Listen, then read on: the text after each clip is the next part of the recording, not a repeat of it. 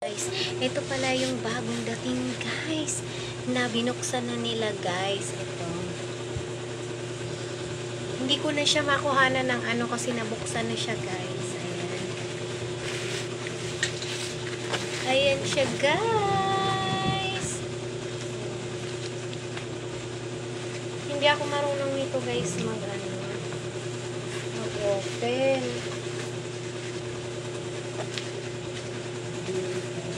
Hindi ako siya marunong nito guys mag-open. Isa ito guys na higaan guys. Para sa sa sasakyan. In case na babiyahe kami ng malayo. Ayan. Meron kaming bed. Ayan. Folding bed ito guys. Folding bed.